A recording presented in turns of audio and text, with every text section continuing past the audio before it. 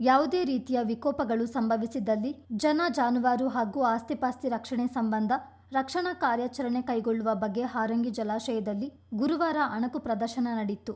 ಕೇಂದ್ರ ಮತ್ತು ರಾಜ್ಯ ಸರ್ಕಾರದ ನಿರ್ದೇಶನದಂತೆ ನಡೆದ ಅಣಕು ಕಾರ್ಯಾಚರಣೆಯಲ್ಲಿ ವಿವಿಧ ಇಲಾಖೆ ಅಧಿಕಾರಿಗಳು ಮತ್ತು ಸಿಬ್ಬಂದಿಗಳು ಪಾಲ್ಗೊಂಡಿದ್ದರು. ಜಿಲ್ಲಾಡಳಿತ, ಪೊಲೀಸ್ ಇಲಾಖೆ ಹಾಗೂ ವಿವಿಧ ಇಲಾಖೆಗಳ ಸಹಕಾರದಲ್ಲಿ ನಡೆದ ಅಣಕು ಪ್ರದರ್ಶನದಲ್ಲಿ ಕಂದಾಯ, ಪೊಲೀಸ್, ಆರೋಗ್ಯ ಮತ್ತು ಕುಟುಂಬ ಕಲ್ಯಾಣ, ಅಗ್ನಿಶಾಮಕ, ಗೃಹ ರಕ್ಷಕ ದಳ, ಬೃಹತ್ ನೀರಾವರಿ ಹೀಗೆ ವಿವಿಧ ಇಲಾಖೆಗಳ 200ಕ್ಕೂ ಹೆಚ್ಚು ಸಿಬ್ಬಂದಿಗಳು ಪಾಲ್ಗೊಂಡಿದ್ದರು. ವಿಕೋಪ ಸಂದರ್ಭದಲ್ಲಿ ಜನರನ್ನು ಸಂರಕ್ಷಿಸಿ ಪ್ರಥಮ ಚಿಕಿತ್ಸೆ ನೀಡುವುದು, ಕಾರ್ಯಾಚರಣೆ ಸಂದರ್ಭ ತಮ್ಮ ರಕ್ಷಣೆ ಜೊತೆಗೆ ವಿಕೋಪಕ್ಕೆ ತುತ್ತಾದವರನ್ನು ರಕ್ಷಿಸುವುದು ಅಣಕು ಕಾರ್ಯಾಚರಣೆಯಲ್ಲಿ ಗಮನ ಸೆಳೆಯಿತು. ಜಿಲ್ಲಾಧಿಕಾರಿ ವೆಂಕಟರಾಜ್ ಮಾತನಾಡಿ, ಯಾವುದೇ ರೀತಿಯ ವಿಕೋಪ ಸಂಭವಿಸಿದಲ್ಲಿ ಜನ ಜಾನುವಾರುಗಳ ರಕ್ಷಣೆ ಮಾಡುವುದು ಅತಿ ಮುಖ್ಯವಾಗಿದೆ. ಆ ನಿಟ್ಟಿನಲ್ಲಿ ವಿವಿಧ ಇಲಾಖೆಗಳು ಸರ್ಕಾರದ ಮಾರ್ಗಸೂಚಿಯಂತೆ ಸಮನ್ವಯತೆಯಿಂದ ಕಾರ್ಯನಿರ್ವಹಿಸಬೇಕಿದೆ ಎಂದರು. ಕೇಂದ್ರ ಸರ್ಕಾರ ಮತ್ತು ರಾಜ್ಯ ಸರ್ಕಾರ ನಿರ್ದೇಶನದಂತೆ ಇವತ್ತು ನಾವು ಒಂದು ಸಿವಿಲ್ ಡಿಫೆನ್ಸ್ ಅಂಗವಾಗಿ ಹಾಗೂ ನಮ್ಮ ಡಿಸ್ಟ್ರಿಕ್ಟ್ ಡಿಸಾಸ್ಟರ್ ಮ್ಯಾನೇಜ್ಮೆಂಟ್ ಅಥಾರಿಟಿಯಿಂದ ಮತ್ತು ಈಗ ಅದು ಫ್ಲಡ್ ಸಿಚುವೇಶನ್ ಅಥವಾ ಯಾವ ರೀತಿಯ ಲ್ಯಾಂಡ್ ಸ್ಲೈಡ್ ಸಿಚುವೇಶನ್ ಆಗಿ ಅಂತ ಒಂದು ಮಾಕ್ ಡ್ರಿಲ್ ಮಾಡಿದ್ವಿ. ಈ ಮಾಕ್ ಡ್ರಿಲ್ಲಲ್ಲಿ ವಿಶೇಷವಾಗಿ ಇವತ್ತು ಒಂದು ಎನಿಮಿಯಿಂದ ಅಟ್ಯಾಕ್ ಆಗಿರುವ ಒಂದು ಸಿನಾರಿಯೋ ಕ್ರಿಯೇಟ್ ಮಾಡಿ ಅದು ಆದಮೇಲೆ ಯಾವ ರೀತಿ ನಾವು ಒಂದು ರೆಸ್ಕ್ಯೂ ಆಪರೇಷನ್ ಮಾಡ್ಬೋದು ಮತ್ತು ಏನೇನು ಪ್ರಿಕಾಷನ್ ತೊಗೋಬೋದು ಅಂತ ನಮ್ಮೆಲ್ಲರಿಗೆ ಒಂದು ತೋರಿಸಿದ್ದೀವಿ. ಮತ್ತು ವಿಶೇಷವಾಗಿ ಇವತ್ತಿಗೂ ನಮ್ಮ ಡಿಸ್ಟ್ರಿಕ್ಟ್ ಡಿಸಾಸ್ಟರ್ ಮ್ಯಾನೇಜ್ಮೆಂಟ್ ಅಥಾರಿಟಿಯಿಂದ, ಪೊಲೀಸ್ ಇಲಾಖೆಯಿಂದ, ಹೋಮ್ ಗಾರ್ಡ್ಸಿಂದ, ಫೈರ್ ಸರ್ವಿಸಸಿಂದ ಮತ್ತು ಇದು ಹಾರಂಗಿ ಡ್ಯಾಮ್ ಎಲ್ಲ ಎಂಪ್ಲಾಯೀಸ್ ಅವರಿಂದ ಎಲ್ಲ ಹೆಲ್ತ್ ಡಿಪಾರ್ಟ್ಮೆಂಟ್ ಎಲ್ಲ ಸೇರಿ 200 ಇದು ನಮ್ಮಲ್ಲಿ ಸಿಬ್ಬಂದಿಗಳು ಎಲ್ಲ ಭಾಗವಹಿಸಿದರು.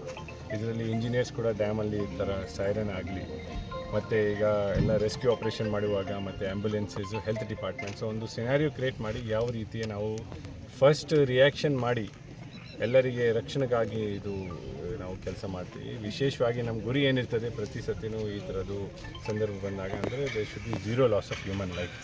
ಇವತ್ತಿಗೂ ಕೂಡ ಒಂದು ಇದು ಫೈರ್ ಆಗಿದ್ದರೆ ಅಂದರೆ ನಮ್ಮ ಫೈರ್ ಎಕ್ಸ್ಟಿಂಗ್ವಿಷರ್ ಕೂಡ ಬಂತು.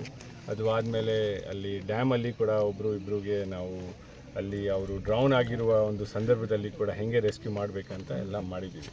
ಇದರಲ್ಲಿ ವಿಶೇಷವಾಗಿ ನಮ್ಮ ಜಿಲ್ಲೆಯಲ್ಲಿ ಸಂದರ್ಭದಲ್ಲಿ ಏನಾಗಿದೆ ಅಂದರೆ ಫ್ಲಡ್ ಸಿಚುವೇಶನ್ ಯಾವಾಗಲೂ ಬರಬಹುದು ಮತ್ತು ಅತಿ ಹೆಚ್ಚಿಗೆ ಮಳೆ ಸಂದರ್ಭದಲ್ಲಿ ಒಂದು ಲ್ಯಾಂಡ್ ಸ್ಲೈಡ್ ಕೂಡ ಮಾಡೋಕ್ಕೆ ಚಾನ್ಸಸ್ ಆಗುತ್ತೆ. ಅದರಲ್ಲಿ ಈ ಹಾರಂಗಿ ಡ್ಯಾಮ್ ಭಾಳ ವೈಟಲ್ ಇನ್ಸ್ಟಾಲೇಷನ್ ಇರ್ತದೆ ನಮ್ಮ ಜಿಲ್ಲೆಗಳಲ್ಲಿ.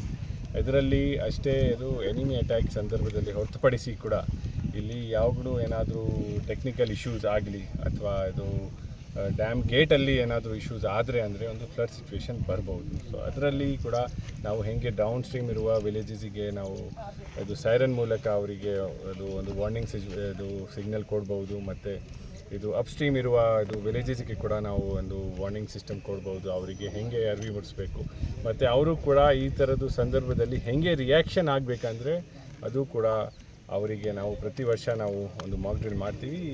ಈ ವರ್ಷದಲ್ಲಿ ವಿಶೇಷವಾಗಿ ಒಂದು ಈ ಎನಿಮಿ ಅಟ್ಯಾಕ್ ಸಂದರ್ಭದಲ್ಲಿ ಕೂಡ ನಾವು ಜಿಲ್ಲಾ ಪೊಲೀಸ್ ವರಿಷ್ಠಾಧಿಕಾರಿ ಕೆ. ರಾಮರಾಜನ್ ಮಾತನಾಡಿ, ವಿಪತ್ತು ಸಂದರ್ಭ ಕಾರ್ಯಾಚರಣೆ ಮಾಡುವವರು ತಮ್ಮ ರಕ್ಷಣೆಯ ಜೊತೆಗೆ ಇತರರ ರಕ್ಷಣೆ ಮಾಡುವುದು ಅತಿ ಮುಖ್ಯ. ಯಾವುದೇ ಕಾರಣಕ್ಕೂ ಗಾಬರಿಗೆ ಒಳಗಾಗದೆ ರಕ್ಷಣಾ ಕಾರ್ಯದಲ್ಲಿ ತೊಡಗಿಸಿಕೊಳ್ಳಬೇಕು ಎಂದರು. ತುಂಬ ಆಕ್ಟಿವ್ ಇರುವ ಪಬ್ಲಿಕ್ ಬರ್ತಾರೆ. ಪಬ್ಲಿಕ್ ಬಂದ್ಬಿಟ್ಟು ನಾನು ಹೋಗ್ತೇನೆಂದ್ರೆ ಅವರು ಡ್ರೌನಿಂಗ್ ಆಗಿಬಿಡ್ತಾರೆ, ಎಮೋಷ್ನಲ್ ಇರ್ತಾರೆ ಭಾಳಷ್ಟು ಜನ. V should not B emotional. ಇಂಥ ರೆಸ್ಕ್ಯೂ ಆಪರೇಷನ್ ಅಂದರೆ ಬರುವಾಗ ತುಂಬ ಎಮೋಷ್ನಲ್ ಆಗಿ ಮಾಡಬಾರ್ದು. ಲಾಜಿಕಲಿ ಎಷ್ಟು ಜನ ಕಾಪಾಡೋಕೆ ನಾವು ಒಂದು 100 ಜನ ಇರ್ತೀವಿ ಅಂದರೆ ಫಸ್ಟು ಯಾರ್ಯಾರೆಲ್ಲ ಕಳಿಸಬೇಕು. ಈಗ ಎಲ್ಲಿಯೋ ಒಂದು ಜೀವ ಅಲ್ಲಿ ಇದೆ ಅಂದರೆ ಒಬ್ಬರ ಹಿಂದೆ ಒಂದು 100 ಜನ ನಾವು ಹೋಗ್ತೀವಿ ಅಂದರೆ ಇಲ್ಲಿ ಒಂದು 500 ಜನ ಇರ್ತಾರೆ, ಇವರಿಗೆ ಸಮಸ್ಯೆ ಆಗಿಬಿಡ್ತದೆ.